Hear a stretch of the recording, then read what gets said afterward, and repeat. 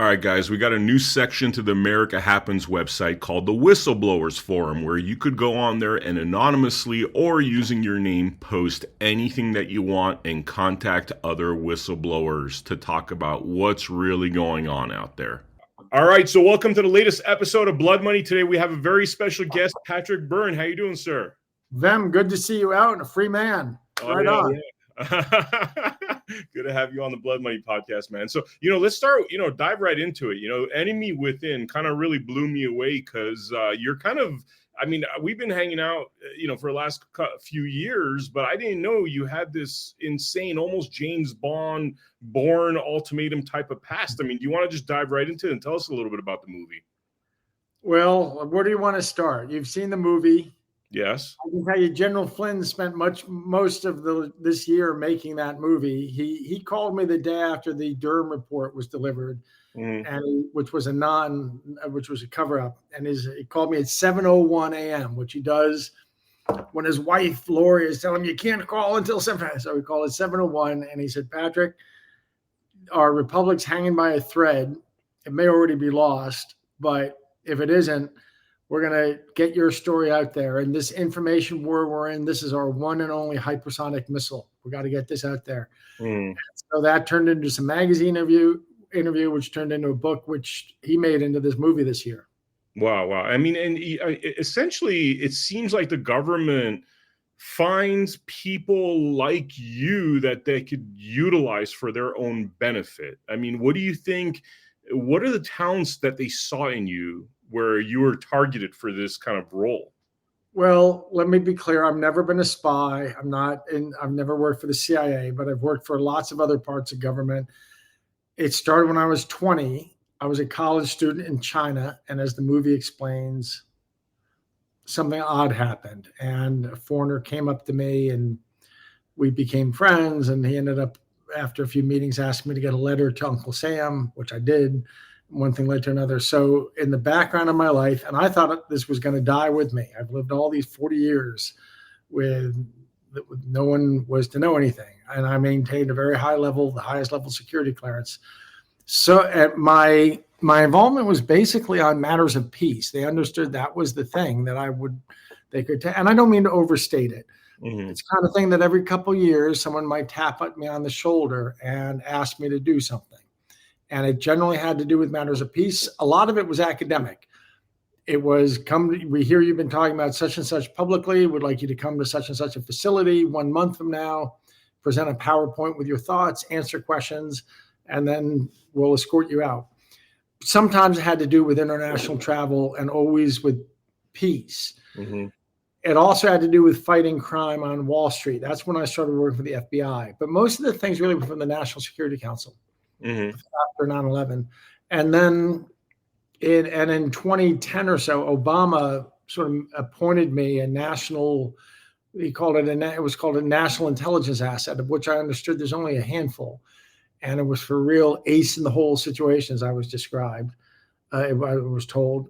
But again, I emphasize I'm not a spook. It wasn't intelligence in the work that people understand. I'm not out there stealing secrets or something. I was out there on matters that had to do with peace. And then in 2015, I got pulled into what was in fact the origins of the Russia collusion story. And I set up the Russian collusion hoax. And it was all a hoax. I thought I was doing something good for them, but it turned out they were using me to create this phony scandal. Wow. I mean, that is pretty insane. Like, so you're in it, you think, this whole time you've been dealing with matters of peace, and then you start getting used for nefarious reasons. I mean, how does that feel? How does that go? When is it that you're like, wait a minute, I'm being used here for evil reasons? This is not what they sold me on. When that happened was the first week of February 2016, because as you know from the movie, I was used to set up the Russian collusion hoax. Then I was used to bribe Hillary Clinton for what I thought was legitimate law enforcement, but turned out to be a scheme of Barack Obama and John Brennan and James Comey to put Hillary Clinton in a snow globe. They wanted her to accept a bribe so that then when she became president, which in January of 2016, seemed foreordained. Mm-hmm. That they would own her, and there'd be a Bunsen burner at the heart of the DOJ, and the information, Patrick, is going to be on the Bunsen burner. Mm-hmm. The hand on the Bunsen burner is going to be one of Barack Obama's people. If Hillary is a good girl, defends Obamacare, the flame stays low. Wow. If she's a bad girl, gets turned that way, Barack Obama is going to manage Hillary Clinton for 8 years, then she steps down, and Michelle's going to run. And Patrick, that's the plan. And so that's what was explained to me. And Hillary, so my bribe was just bait to lure Hillary into a snow globe. Wow. And it's like a control mechanism by essentially Obama. If Hillary were to come to power, then basically she's controlled for the next 8 years or 4 years. Exactly. Wow. And then they threatened my life. Mm-hmm. And then they said, so now you understand, when we tell you need to scrub every moment of this from that memory of yours, it's really a matter of life or death. Yeah, I remember that. I mean, it's a fascinating documentary. It's actually kind of mind-blowing.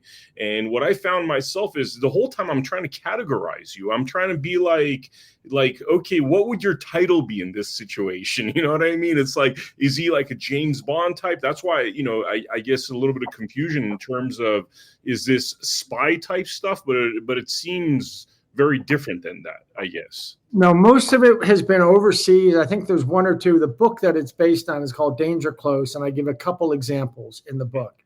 One had to do with this reestablishing diplomatic relations with Vietnam in 1988. The other was in 2006. There were a lot of Iranians who seemed to be crossing my paths and bumping me and trying to get me to go to Iran.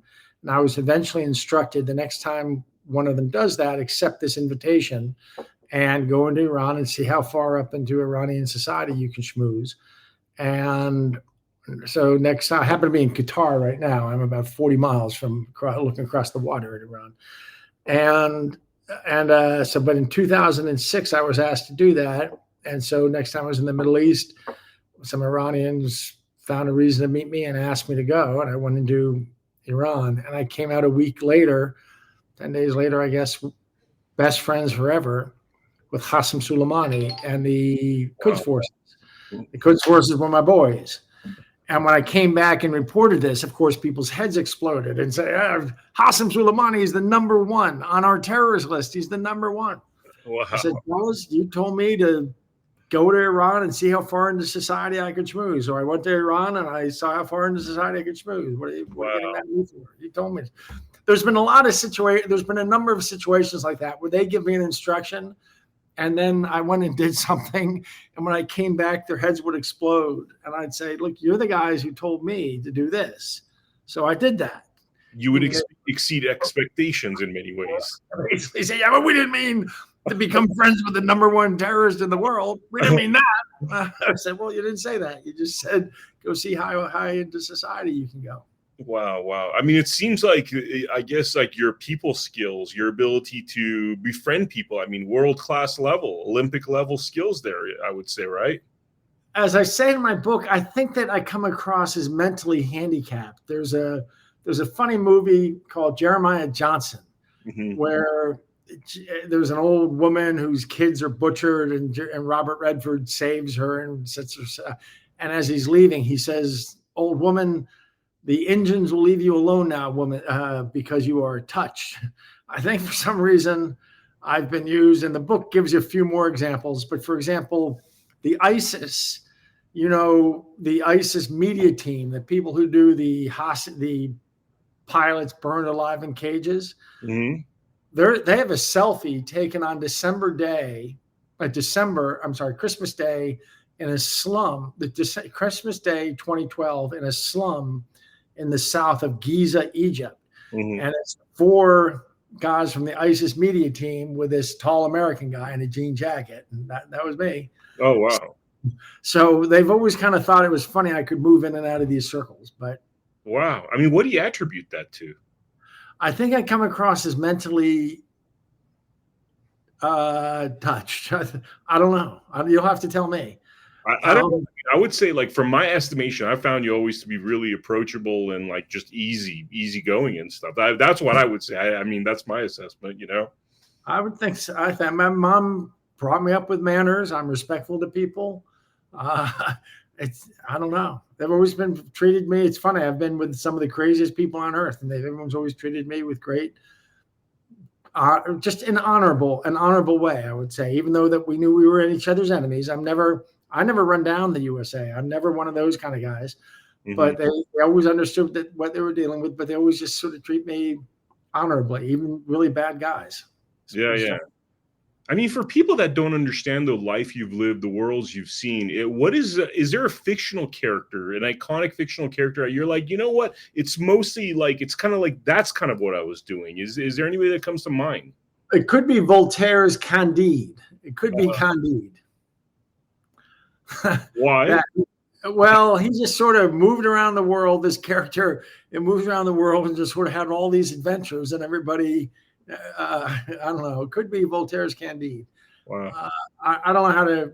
They always wondered the same thing, and it's funny because I'm one of these guys who tries to ingratiate himself with foreigners running down the U.S. If anything, I defend the U.S. And for a lot of these kind of people, they hate the U.S. and they want to argue, but they found a guy that's willing to sit with them. We'll do a goat grab, we'll call it, with Hezbollah in the Bekaa Valley, where they slaughter a goat, and I'll sit with Hezbollah.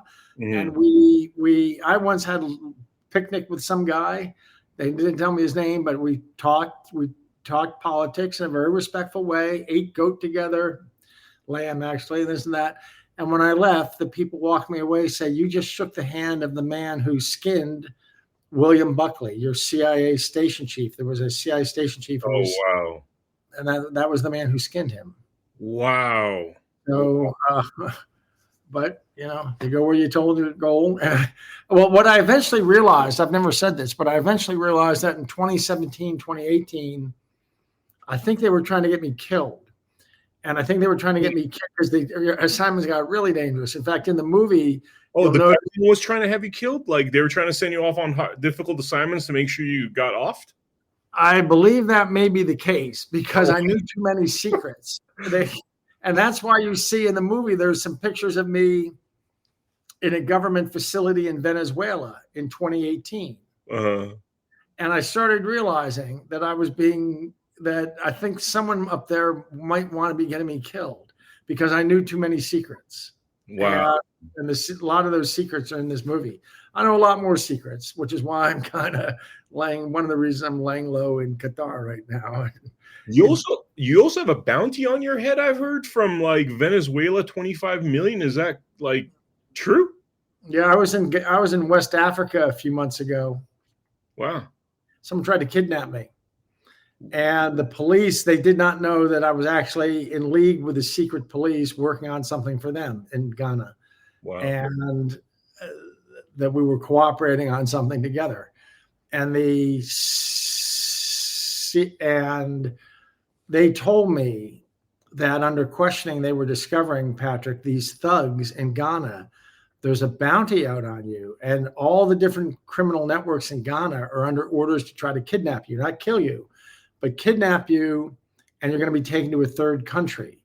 And then that same night, I got a phone call from America telling me there was an agency of the U.S. government telling me, you got a $25 million bounty on your head. They've picked out the hole in Burkina Faso. They're going to hold you, a hole in the ground. Oh, wow. And this is all being managed by a big Nigerian gangster. And it's on the orders of Venezuela. They're trying to kidnap you, and there's this $25 million bounty on your head. And what do you have to do to have such an honor? Well, on July 28th, Sunday, Venezuela had their election. And in their election, the regime got 2 million votes and the opposition got 7 million votes. But the Venezuelan regime planned on doing what they do every election, and that was they were going to stuff 5.5 million votes. Oh, wow. Well, they have a software tool that lets them stuff 5.5 million votes. And that software tool was working through July 27th, right up until midnight. But at 12:01, our software tool stopped working, started spinning out random 9-digit numbers instead of what they needed to stuff to enter each ballot into the system with. and 10 days. And so that's why the Venezuelan regime canceled all their normal fake transparency about their election. And just all through that Sunday, they didn't report anything because they weren't able to stuff. They went nuts trying to stuff, and their system for stuffing ballots didn't work. And then they came out the next morning and said, look, we won 51-49. Get used to it. They just announced it with no backup. Yeah. And then 10 days later, they reverse engineered that tool that they normally use, and they discover it had been hacked. Now, for some reason, the Venezuelan government thinks I know something about this, and they put a $25 million bounty on my head. Are you serious? Wow. That is, I mean, did you think when you're growing up, did you ever have a semblance of like, this is the life you're going to be leading? Oy. No. Well, I can tell you, I think it's a line in the movie. It's in the book, but it's a line in the movie that the funniest part was that nobody knew about was that in 2005 and 2006, the Senate Judiciary Committee got their hooks in me. And they had become aware that I had this very unique, I was told many times, this kind of a unique relationship that you have with the U.S. government. It's almost, I know this sounds kind of crazy, but it's almost like I've been married to the U.S. government, at least in my mind. Like, I've never been married. I don't have children or family. I had my entrepreneurial life and then this other life, which often made my entrepreneurial life feel like a footnote. Yeah. And there were some years I put more into this other life than I was putting into building a $2 billion company. And it felt kind of like I was just entwined, like I was married to Uncle Sam. I don't know how to describe it other than so he knows everything about me, where he knows everything, and my whole life was taken over. But in 2006, the Senate Judiciary Committee became aware of this, and they brought me in and got to know me for a year. And they explained to me that our mandate is to stop corruption. And our power to investigate corruption transcends every power within government. And so that makes us the ultimate bulwark protecting the Constitution, because we have the right to investigate corruption. And if we get word that the manufacturer of nuclear weapons is corrupt, we look into it, and no one gets to tell the Senate Judiciary Committee, oh, you don't have the right clearance. Every part, and corruption is defined as anything that can be touched by a civil or criminal penalty. So, that means everything in America, the Senate Judiciary Committee can look into, Patrick. So they put me to work spying on the only time I've been a spy, I've never been a spy for the CIA or anyone like that. The only time I've been a spy is a spy against the U.S. government for the Senate Judiciary Committee, where they had me holding meetings and meeting with different parts of the government and reporting back to them, which was an emotionally kind of conflicting thing to do. Mm-hmm. And then eventually they did this crazy thing, which is depicted in the movie. Do you want to explain what's shown in the movie? That's a word for word conversation, that scene in the movie. Do you know the scene I'm talking about? Refresh my memory real quick. Well, there's a point in September 2006, they asked me to come in. I maybe been working for them for a year, having these other relationships across the government, but taking nudges from them and trying to find things they were looking for, things they were trying to figure out. And they called me in and they gave me this speech again, how their power transcends every power in government. Mm-hmm. And they said that it's our job to stop. We think you're right. It's our job there's some kind of corruption taken over the United States government. It's our job to stop it, but we can't stop it. And I said, I know, this is what I've been saying. What are you going to do? And they said, well, I said, how are you going to stop something like this?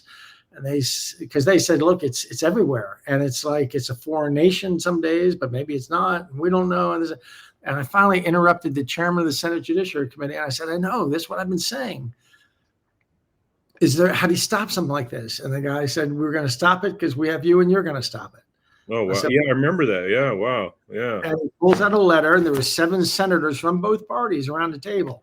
And they said, this hasn't been done since World War II. But in World War II in America, we were concerned about German sympathizers within the government. An American businessman from Wall Street was asked to become a German sympathizer and help flush them out. And Patrick, we're seeing the president tomorrow night. This is going to be sitting, we're going to show him this. It's going to be sitting in a safe the rest of your life. And I couldn't even touch it. They held it. And I stood with my hands behind my back and read it. And it was a page and a half. And the first paragraph said something about their concerns about systemic corruption infiltrating the federal institutions of our nation's government. The second paragraph says, the Senate Judiciary Committee requests that Patrick Byrne be afforded extraordinary latitude under the laws of the United States to investigate and disrupt corruption within the American, or something very action-oriented, not like investigate and report, but like, we're going to stop this. And they said, now, we may not be senators. This is what you're going to do with your life, Patrick. Yeah. Wow. We may not be senators when you finish. We may not be alive when you finish, but the country needs you to do this. So this is what you're doing with your life. And no one asked me. It was just like they were telling me this is what you were going to do. What year was this again? That was September 06. 06. Wow. Okay. So now flash forward 10 years. I'd set up the Russian collusion hoax. I had bribed Hillary Clinton for what you remember that part of the movie? Yeah, totally. Yeah, no. And they gave me this, and I was told I'd be killed if I opened my mouth about any of it. Yeah. That to me satisfied the conditions of this letter: systemic corruption infiltrating the federal institutions of our nation's government. So that's when I decided. This started. You asked me the question, "How did you know?" or "When did you decide that they were?" Was early February 2016. Wow. And I decided from that spot I was going to disrupt my chain of command. I didn't know how, but they were involved in a coup to take over the government through soft espionage, and I was going to disrupt it. And they gave me my chance 5 months later when they asked me to get back with Maria Butina. A couple of staffers confirmed to the movie makers, yes, this letter exists. Yeah. I can tell you the senators, when reached for comment, I wish they had put this in the movie. The senators all said, they all made the same statement. We will neither confirm nor deny that we've ever met with Patrick Byrne, or whether there ever was such a meeting, or whether or not we ever signed such a letter. We will neither confirm nor deny, which I think they should have put in the movie, because to me, I mean, obviously if I'm lying, they would say I'm lying. Yeah, exactly. No, it sounds like some covert stuff when you're talking about confirm or deny, you know? Yeah. So I think that's funny. And to me, I mean, there's staffers who've confirmed its existence. Mm-hmm. So to me, it's like Buffett says, you're never going to fight with somebody about who won the 1937 World Series. 1930, it's on a piece of paper somewhere. Just go look it up. Don't fight with people about it. Yeah. They have confirmed that there is this letter, and staffers confirmed it. One of the senators confirmed it to somebody else I know. So there's no point in us arguing about what's on the letter. We don't have to argue. Just release the letter. Just show. But I've been told that this drives Judge Garland crazy. They've been wanting to prosecute me for 3 years. Were you at the Reawaken America where I stood up and dared them? I said, if you want to get Trump or you want to get Flynn, come through me. I take response. Were you at that Reawaken? I've heard it. I don't know if I was there personally, but I've heard about that. Yeah. I said, you come through me. I'll take you indict me first. I take responsibility for everything, for J6, for December 18th, for everything. You indict me first. In fact, I offered, I'll do a military tribunal tomorrow. You guys can hang me by dusk tomorrow if you want. I'll sign any paperwork that relinquishes my right. I'll take a military tribunal. There's one thing. I defend myself in 1 hour. And in 1 hour, I'm going to call about 6 witnesses. I'm going to interview them for about 10 minutes each, ask them a few questions, and they're not going to hang me. They're going to hang you. Wow. Because of all the stuff, obviously. Like that's wow. What I'm telling you. Wow. And so like the only way they could really, because I totally get why you're worried for your life, because the only way they could really stop the release of information that if it ever becomes threatening to you or them, is by basically getting rid of you. So, I mean, you're constantly dealing with. I made a video and put it on a thumb drive and put it under a dead man switch. I put it under a dead man switch. In addition, General Flynn told me, and when we split up in January of 2021, and we knew our country had just been conquered by a communist overthrow, a Bolshevik overthrow, I said, like, I guess I'm going to have to leave the country. And he said, Patrick, there's nowhere you can run. Anywhere you go, they can. He's really a very funny guy, you know. Yeah. He said, anywhere you go, you know how it works. They're just going to, if you go to someplace in South America, somebody from the U.S. is just going to go to some cartel or some gangster group and say, look, there's an American living over in such and such a hut. You we'll get, here's $10,000 in an envelope. You kill him, we'll give you another $10,000, and you get one suitcase you can bring into America, and something like that. And and I said, well, if I stay, can't they kill me? And he said, well, they can, but there's a lot more paperwork involved. And he said, your best bet. And then when he called me in March of 2021, he said, your best bet is getting as big as possible. Yeah. Getting as big as possible. Come join me in Florida and we'll get you on the circuit. We'll get you as big, because once you're big, it's assassinating you is counterproductive for them. Wow. Yeah. Like just be out there and be noisy. I mean, where are you at right now? Where does it stand right now? I mean, you just dropped this huge bomb on the world. And I got to tell you, with the enemy within, it's almost like there's so much in there to unpack, because it's just so unbelievable for anybody that's living a normal life, you know. Like, where does that kind of, I mean, now that you've showed this to the world, what's that done for your life? I mean, how have things changed? Or well, I'm in Doha, Qatar, and I'm actually kind of stuck here because, ironically enough, I'm having some heart issues. I'm not able to fly, but it's okay. I'm stuck here. Even Israel cannot assassinate people here. Just, you know, a month or two ago, they assassinated the leader of Hamas. They had to wait till he left. He left and went to Tehran. And when he got to 12 hours after he left and was in Tehran, they assassinated him. Wow. But even Israel couldn't assassinate him when he was in Qatar. Wow. So that's kind of the situation. But I'm going to come back. I'm going to come back as soon as they have to do a heart thing for me. And then after they do the heart thing, I'll get on a plane and come back. Yeah. Yeah. I mean, I got to ask you this, you know, you've been so integral with this movement when it comes to elections. And I mean, obviously there's the work we did on elections, which I'll get to in a second, but, you know, with, you know, the lawsuits with, you know, the J6s and the Tina Peters of the world. I mean, you went all in on, you know, trying to save this country from the worst. I mean, that seems like that became part of your fabric as of 2016. I mean, is it pretty much at that point you felt you were programmed? This was, you know, live or die. This is what you're going to do. That's exactly it. 2020. Wow. 2016. Yeah, I went pot. What did they call it in poker? Pot committed. I went pot committed because I knew when 2020 happened that what we were seeing was the tail end of a coup that started around Thanksgiving of 2015, and I was part of it. Yeah, setting up the Russian collusion hoax and setting up the Hillary Clinton thing. I knew that there was a coup going on to take over the United States from within. And then when all the irregularities about 2020 popped up, I knew that that we were looking at the completion of a soft coup. So I knew there was no point in, you know. I'll tell you a funny story about Flynn. Flynn's a very funny guy. Yeah. The two hardest times I've ever seen him laugh. Can I tell you the two hardest times I've ever seen him laugh? Please, yeah. The first was when the January 6th committee got started, the opening, there was a hearing from Liz Cheney, gave a speech, and somebody else gave a speech, the opening of the J6 committee.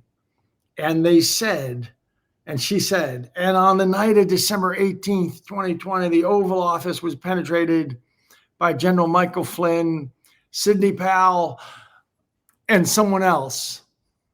And Flynn came in the next morning, General Flynn, laughing, bending over at the waist, laughing and saying, this is so weird.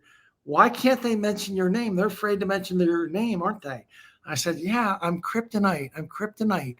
Let me explain. And I sat and I walked him through this story in greater detail than I ever had. That was the first time you told him this whole story? I told him in a 15-minute version when we first got to know each other. But I told him this thing. And he said, And then he stewed on it for several months.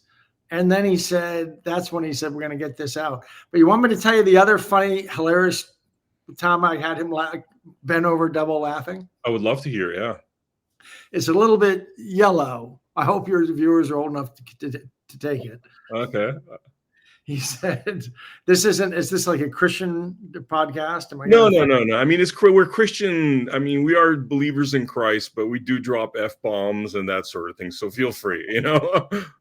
Well, he said to me, after 2022 and the election went right, I was ready to drop out. I was exhausted. I'd exhausted most of my fortune, much of my fortune. And I was just tired. I wanted to crawl in a hole and overseas and play out. And he said, you know, he would never try to talk me out of that. But he said, I got to ask you one question, Pat, what are you saving it for? And I thought about it. You know, I'm not married, don't have any children.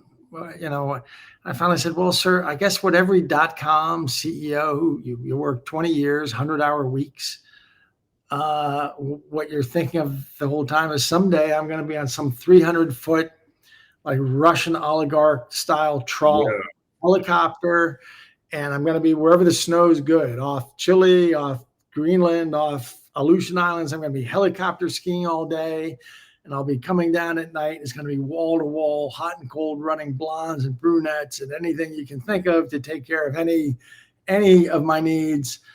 And he said, Pat, that sounds terrible. Don't you think that get boring after a couple of days? And I said, no, sir, it stays interesting for 4 or 5. Wow. So then I thought about it and went and said, yeah, you're right. Well, I can give that up and I'll just spend my fortune doing this. So this is what I did with my fortune. Wow, man. That is just the fact that you're having that conversation with a general is just absolutely hilarious, you know? So, I mean, what drives you is really just saving the country. You have a moral characteristic about you, obviously.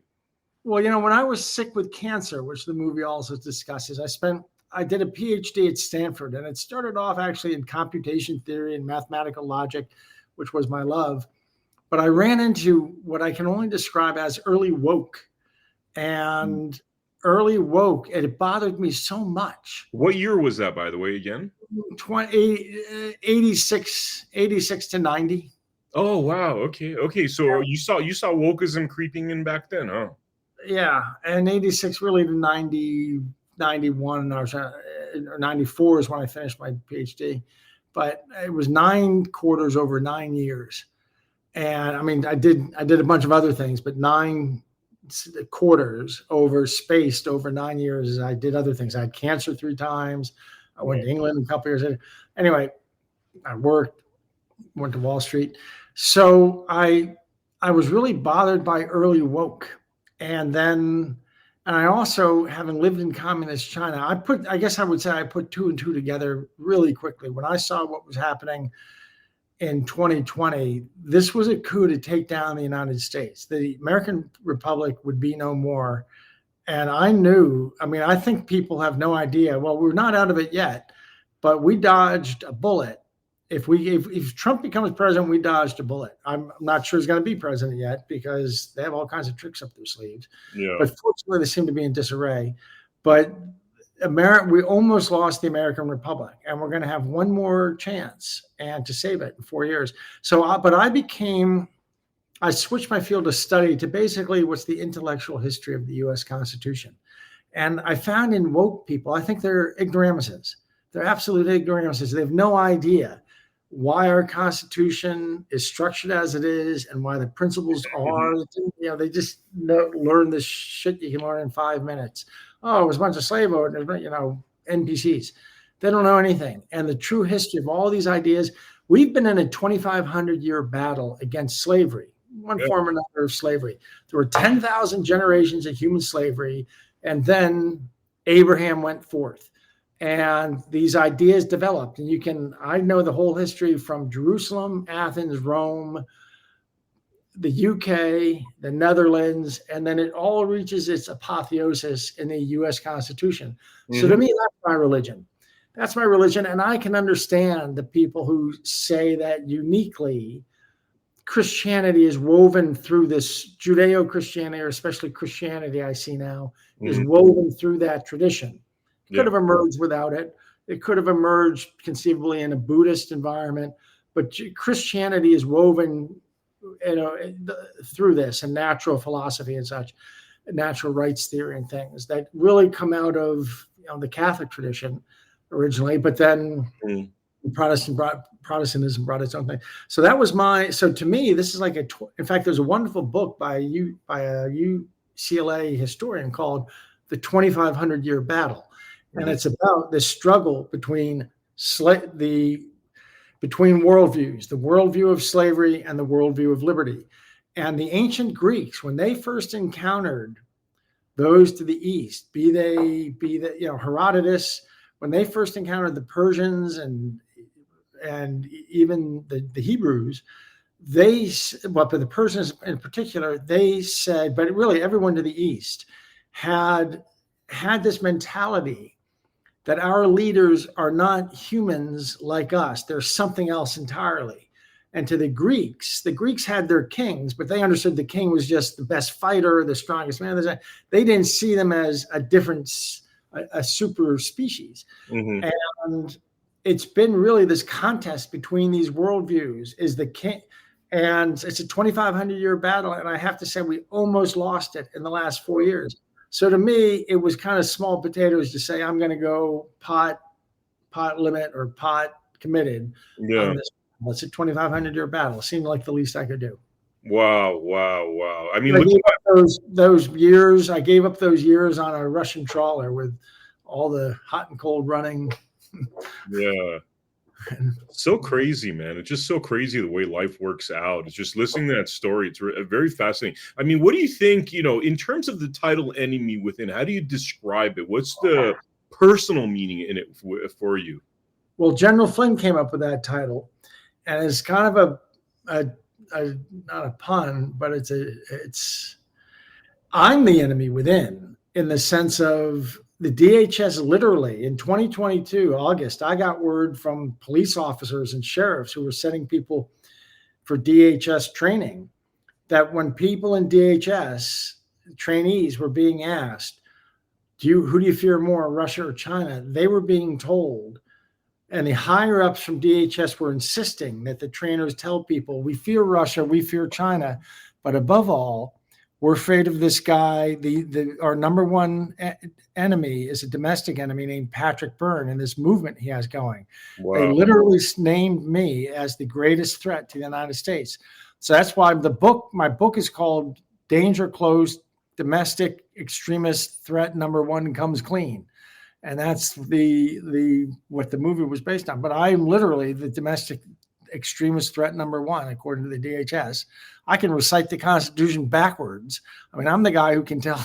It's hilarious to me that I'm viewed, but it's also, as a Senator Specter told me when he put me on this mission, he told me he had previously met me, and when we got to know each other, he said, the toughest cases to investigate when I was a federal prosecutor, Patrick, were the cases that involve corruption, because you start to feel like an enemy of your own country as you investigate corruption.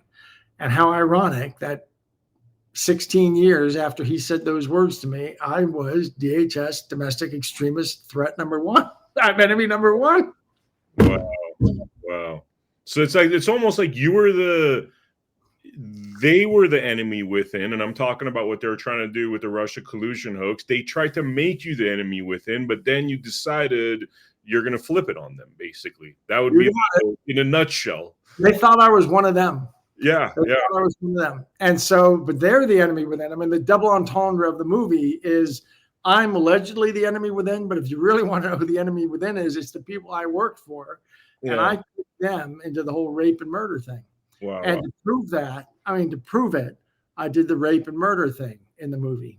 Wow. And I took Barack Obama into signing off on rape and murder. And that's I'm told this is the biggest secret in the U.S. government, is how they're going to handle this when it gets public, that Barack Obama put his signature on a presidential order instructing 3 federal agents to ignore their belief that I had drugged, raped, and was going to murder a girl so that we could continue setting up this fake Russian hoax and doing the stuff we were doing. Once I figured out once those things happened and they threatened my life, I got on this totally different program of setting them up. And the FBI trained me on how a sting works and the legal.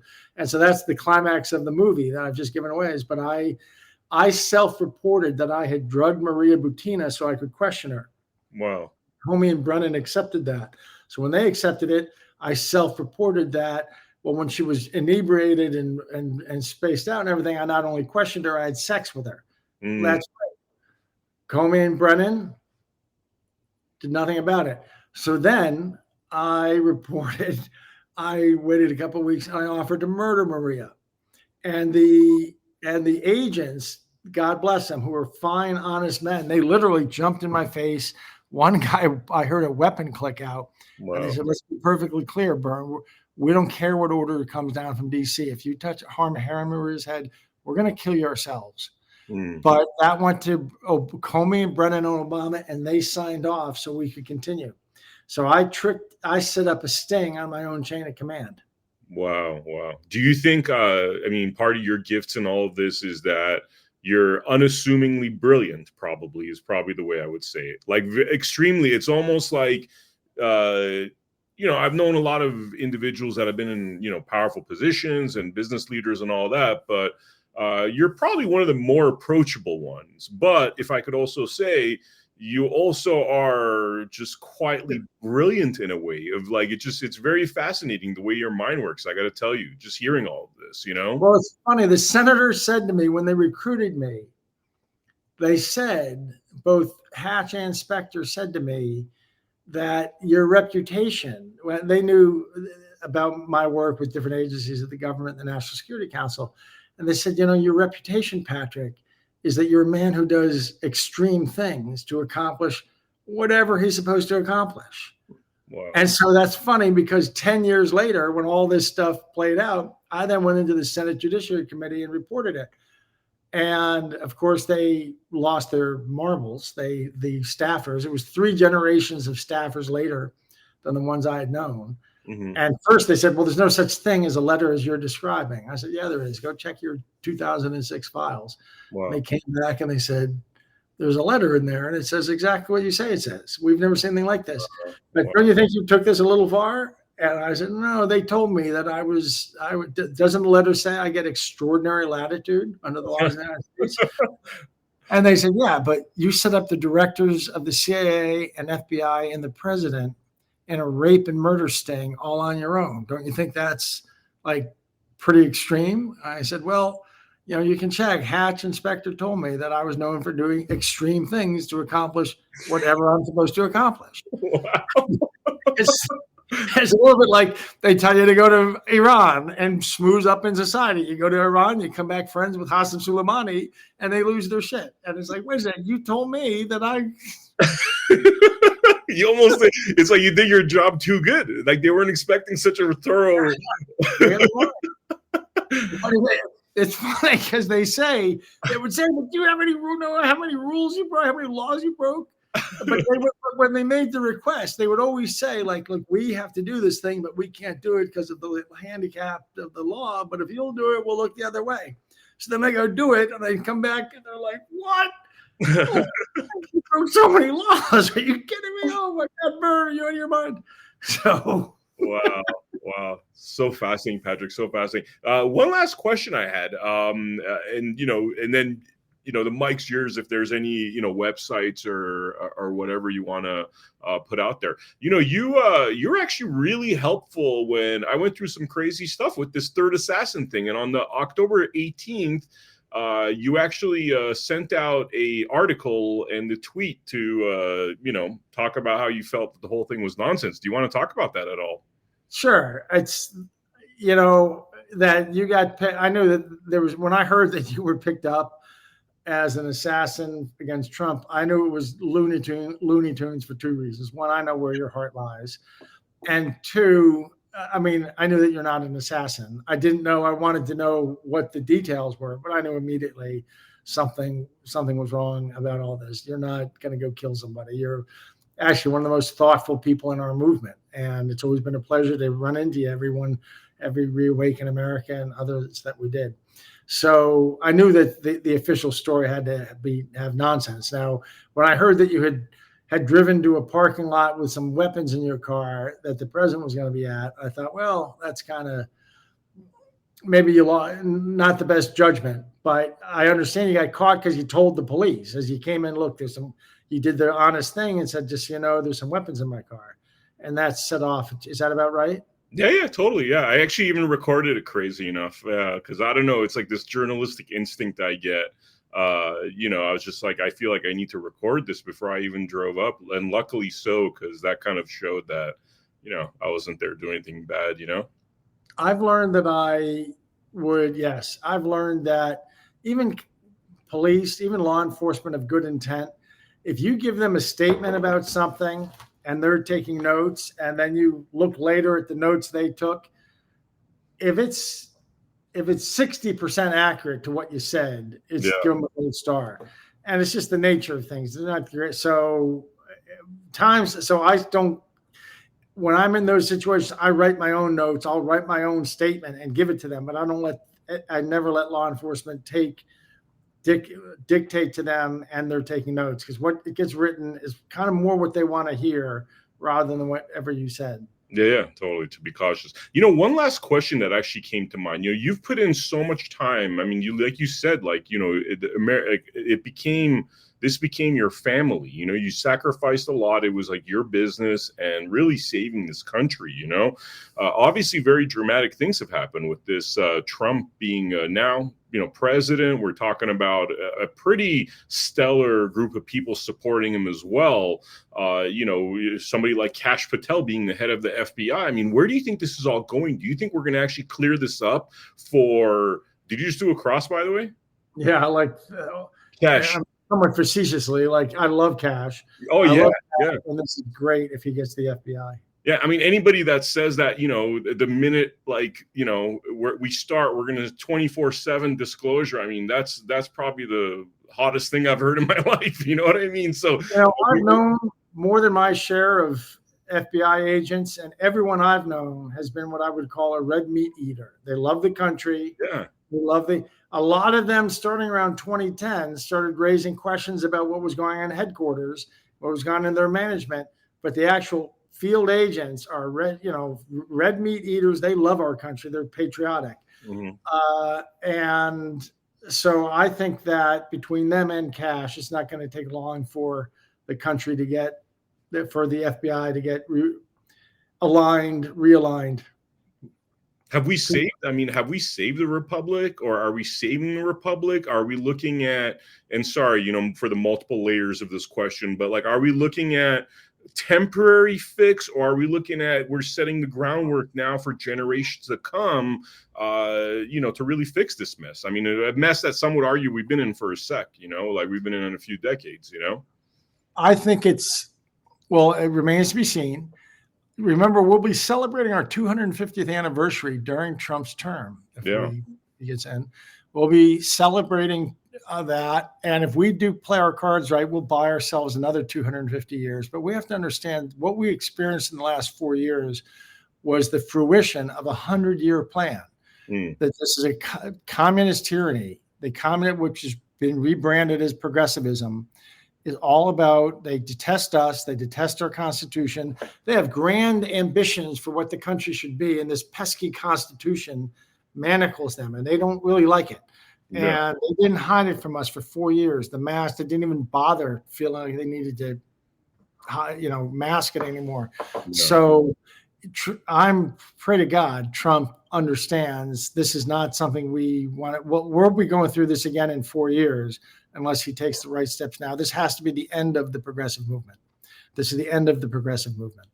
Yeah. I mean, sorry, go ahead.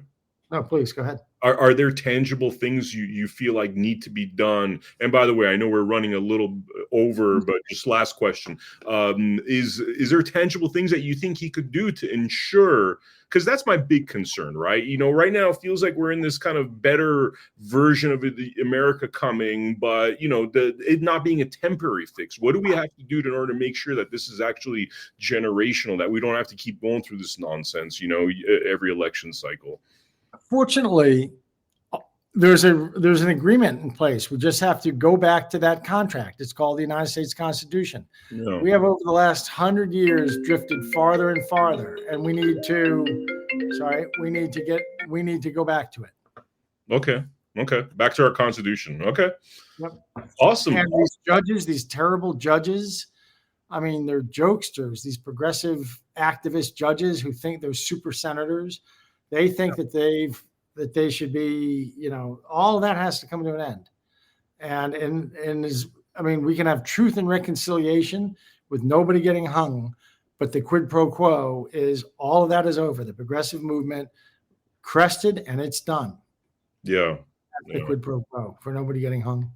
Yeah. Definitely the courts are a big concern here at America Happens. We talk about it all the time. You have all these judges with way too much power, way too much immunity. You can't hold them accountable for doing unconstitutional things. All things that need to fix themselves. Patrick, this is awesome, man. I really love having you on the show. And this movie was mind blowing.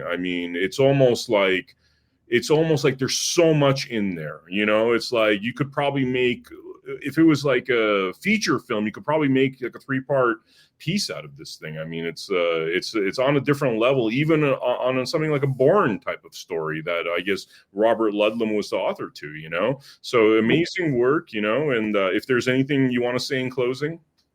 If you can't remember the title, just go to patrickbyrnemovie.com and it will redirect you to Enemy Within Docuseries.com. And do you have a code that you can give your viewers? Yes. Right down below in the description, we're going to have the code that your assistants actually just sent a little earlier. Yes. And it's up for $5 right now on Rumble, but it's going to pop up in a matter of days. It's going to be up on Amazon. And once it's up on Amazon, it's going to be more like $12. So save yourself a few shekels and get on right now. And it's a lot of entertainment for $5. It's a lot of entertainment. It's really a lot of entertainment. And the dialogue is actually word for word. In many of the scenes, the dialogue is word for word. It was a little eerie watching it. Because I wrote the book and then I didn't have anything to do with it. But then they made the movie from the book. So the dialogue is word for word. Wow. In all the important scenes. Wow. So amazing. So amazing that these kind of stories are finally coming out. I feel like I don't know, Patrick, I'm hopeful, man. I think we're going to go into a renaissance. I'm hoping this is an American renaissance and we actually improve a lot of the things that we didn't even know were wrong for the 1.0 version. I don't know. Your thoughts? Well, inshallah. Inshallah.